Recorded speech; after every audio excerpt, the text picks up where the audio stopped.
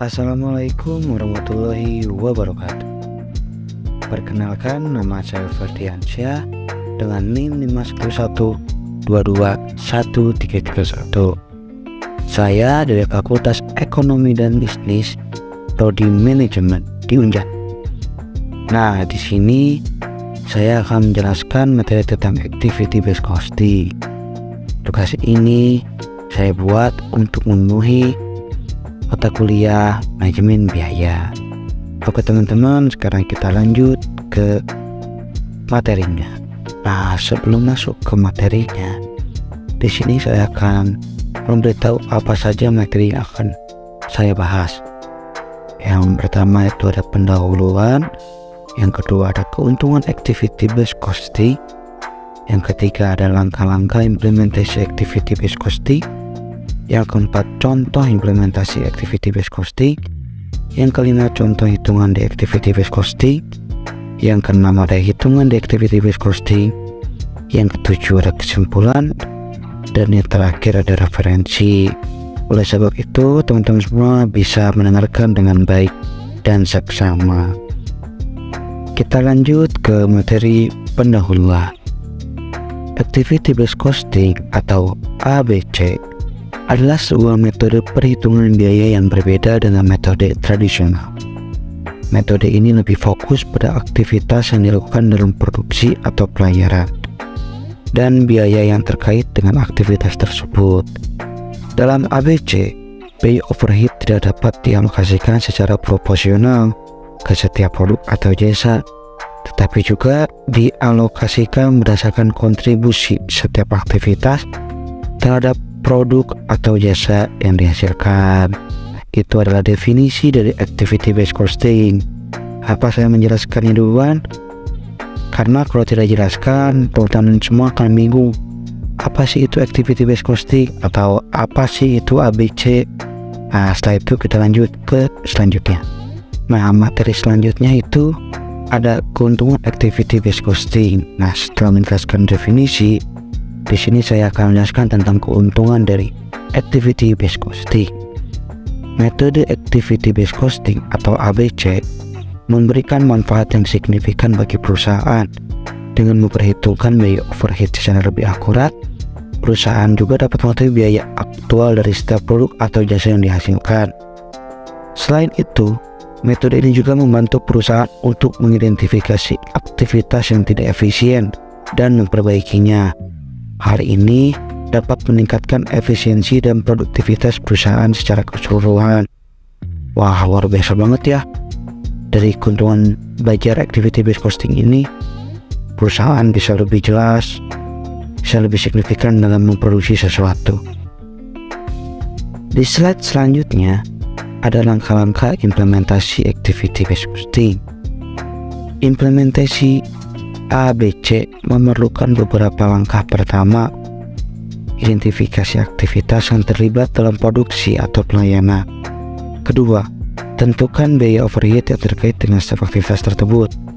Ketiga, alokasikan biaya overhead ke setiap produk atau jasa berdasarkan kontribusi aktivitas pada produk atau jasa tersebut.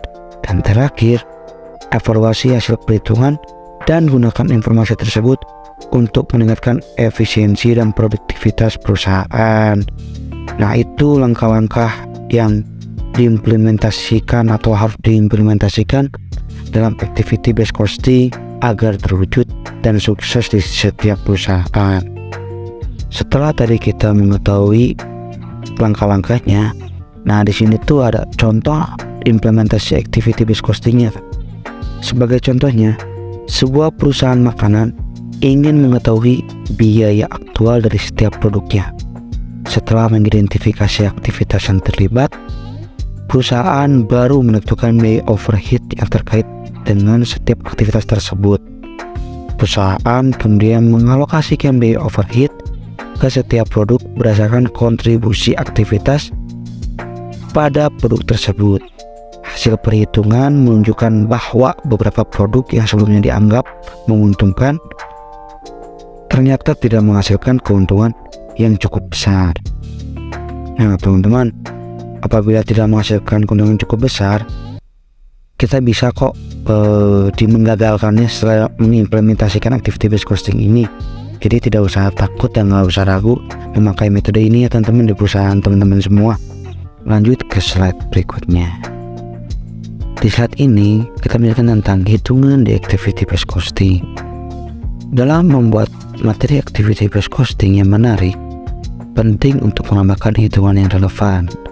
Hitungan ini dapat membantu peserta pelatihan mengenai konsep aktivitas dan biaya yang terkait dengan setiap aktivitas. Dalam menambahkan hitungan, pastikan bahwa rumus yang digunakan jelas dan mudah dipahami oleh peserta. Selain itu, tambahkan contoh kasus yang relevan untuk membantu peserta memahami konsep secara lebih baik. Contoh kasus yang baik harus mencakup berbagai jenis aktivitas dan biaya yang terkait dengan aktivitas tersebut. Dengan menambahkan contoh kasus, peserta dapat melihat bagaimana konsep yang diajarkan dapat diterapkan dalam situasi nyata. Nah, ini tuh penjelasan tentang harus adanya hitungan dalam activity based costing ini teman-teman, biar para pendengar itu merasa yakin atau langsung merasa wah gampang banget nih ya activity based costing dijalankannya, makanya harus ada hitungannya teman-teman gitu. Nah, contoh hitungan di activity based costing itu bagaimana sih teman-teman? Nah, sekarang dijelaskan di slide berikut. Dalam activity based costing, biaya produk ditentukan berdasarkan aktivitas yang terlibat dalam produksi. Sebagai contoh, perusahaan manufaktur dapat menghitung biaya overhead berdasarkan jumlah jam mesin yang digunakan untuk setiap produk. Dalam hal ini, biaya overhead akan dibagi secara proporsional antara produk-produk yang membutuhkan lebih banyak waktu mesin. Contoh lain adalah perusahaan jasa yang menghitung biaya overhead berdasarkan jumlah jam kerja yang digunakan untuk setiap pelanggan.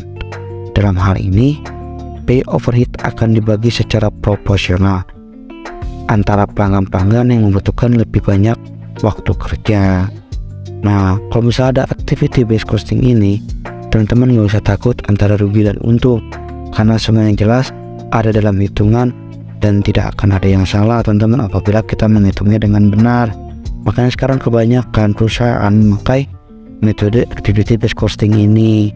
Nah, mungkin teman-teman cukup sekian ya. Sebelum bubar, saya ada kesimpulan nih buat teman-teman semua. Kesimpulan dari materi yang saya sampaikan tadi. Jadi, activity based costing merupakan metode perhitungan biaya yang lebih akurat dan efisien dibandingkan dengan metode tradisional.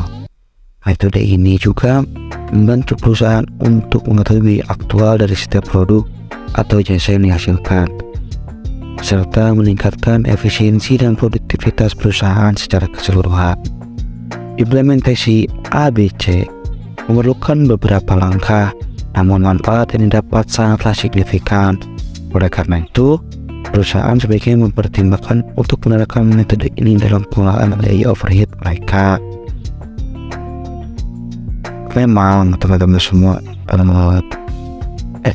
metode activity based costing ini ribet sih, cuman teman-teman semua punya dampak positif yang sangat-sangat baik atau sangat luar biasa dari semua ini.